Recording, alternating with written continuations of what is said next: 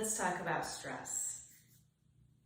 As you move through life, things happen. Some things are stressful, some things are traumatic, some things are massively traumatic. There's a whole range, however you identify that.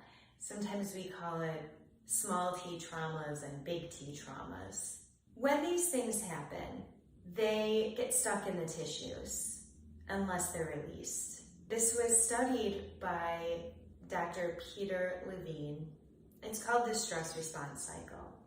He observed animals in the wild, and let's say, for example, he would see a gazelle. She senses that a lion is nearby, and she takes off running. The lion pursues her. She's running for her life. Both of them are, because the lion needs to eat, feed her cubs. And the lion gets the gazelle, takes the gazelle down, and the gazelle plays dead. So at this point we have the nervous system is activated. Fight or flight is what happens when the nervous system is activated. And gazelle is in flight mode. Then she moves into freeze mode. The lion, thinking that she killed the gazelle, leaves the gazelle and goes to get her cubs to bring them back. Once the lion is away, the gazelle is observed to stand up and shake violently, releasing all of the traumas from the tissues, shakes it off, and then leaves the area. And Dr. Levine studied this because he was curious. We have animals who are literally running for their lives, but they're not walking around traumatized from what we can see. And he observed this in people who experience trauma as well. For example, seeing a bombing take place and seeing people involuntarily, violently shake, releasing those traumas from their tissues. But think about what happens to us in real life. I had a situation, I can get very shaky when I'm speaking, especially if I'm having a difficult conversation. And I had a situation where I needed to address something that was difficult with a group of people, and I was really nervous to do this. And I found myself shaking, my heart was pounding, and I literally was trembling. My voice was shaking, and it was actually it was embarrassing. But I spoke, I said what I needed to say, and I walked away, and I was still shaking, and it released. What happens with us, though, is it's really, like I said, it's embarrassing to shake like that. And so we do everything that we possibly can to avoid shaking in that way. This can be, you're having a difficult conversation with your boss and you're sitting at a table. If you're in person, maybe you just have your hands clenched as tight as you can under the table, or take your thumbnail and dig it into your hand, for example, or you're just squeezing your legs just to try to keep yourself as stable and still as you possibly can while you're probably breathing shallowly, having this conversation, this difficult conversation. And just as you do that, maybe you're experimenting with that as we're talking right now. Feel where your muscles are getting tense. Feel yourself holding that tension. And then you walk away. Where does that tension go? How do you help it leave your body? As we move through this, and we live years and years and years, and we go through life and we experience these difficult conversations, these difficult situations, these physical and emotional traumas that happen to us that we take in, if we don't release that, it ends up being neck pain, shoulder pain, back pain, hip pain, all of these different pains that end up happening. And I'm in my mid-40s, so I could easily say, I'm getting older, this is what happens, we get more pain, we walk around, oh, I've got this, I've got that, but it really doesn't need to be that way. There are a number of ways that you can release the stress and complete the stress response cycle in your own life.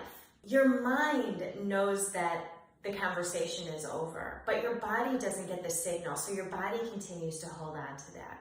So one thing that you can do that's really simple, and if you're in a public situation, or even if you're at home and you're having the conversation at home, you could go into your bathroom, shut the door, go into the bathroom stall, wherever you are, and shut the door, raise your arms up above your head, and shake your arms and your head out vigorously and violently for a full minute. Breathing as you do this, just releasing, letting go, shaking the head out, shaking each of your legs out if you're standing up or you're sitting down, just giving it a shake out. Keeping that jaw relaxed, just shaking your head. And then inhale and stretch your arms up. Exhale, release your arms down. And notice how you feel just from that 30 seconds, that minute of shaking. What I suggest is, if you feel like you're done, just do it for 10 seconds more. You don't have to necessarily set a timer for it, but if you feel like you're done, give yourself 10 more seconds. Other ways that you can release your stress response cycle: breathing. So maybe that's a breath meditation, or that's doing square breathing, which we have a video for on our channel, or just inhaling deeply, bringing the breath down into your belly, exhaling completely and doing that 3 to 5 times. Going for a walk or a run or a bike ride or practicing yoga, moving your body to help release the traumas, the tension. Dancing, could be laughing, could be crying, having physical touch, hugging someone else, hugging yourself. These are all ways that you can complete your stress response cycle. And here's the beauty of this. These are things you can do in your everyday life, but there are also things that we do in a Kundalini yoga and meditation practice. If you come to a class or you have your own practice, you're going to find yourself breathing, moving with the yoga.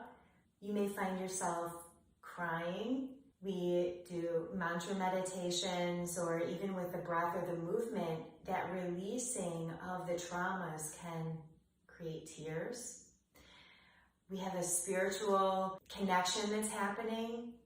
Laughing, sometimes that's just part of a practice because something feels silly, or it's actually in one of the yoga sets. And of course, there's an opportunity for deep relaxation. So it's like you're creating that tension, you're releasing it, and then you're able to relax and let it go and feel that sense of connection back in with yourself. And this entire practice is a practice of self-compassion, which is another way to complete your stress response cycle. I've shared with you a number of ways that you can let go of the traumas from the day. I highly recommend that if you have a difficult situation happen, that you do the shakeout.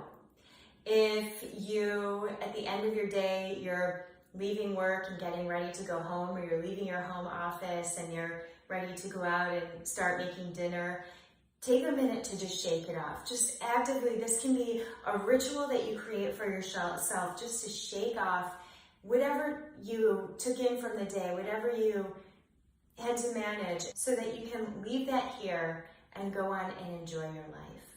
You know, we sit in situations and we're just taking it in. Open yourself up and let it go. And if you're interested in learning more about this, we have an entire mini course called Managing Stress and Anxiety, where I talk more about completing the stress response cycle and what the stress response cycle is, and share prompts with you so that you can understand how you experience stress and anxiety in your life. And then I provide you with a whole slew of tools that you can fill your box with, your toolbox with, so that you can take them out as you need them and try them on and see what's working and what's not working. It helps to have an entire array of tools that you can select from, because sometimes things work in one instance, and then you need something else in another. I'll put the link for that course in the description below. And to end, raise your arms up. Let's do 30 seconds of vigorous shaking. Go ahead and begin.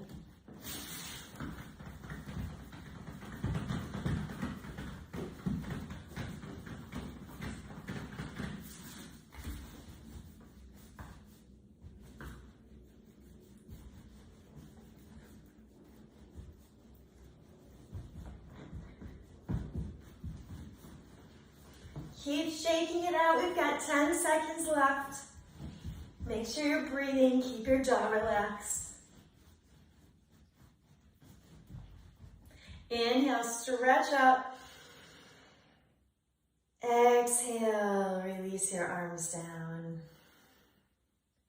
And have a beautiful rest of your day.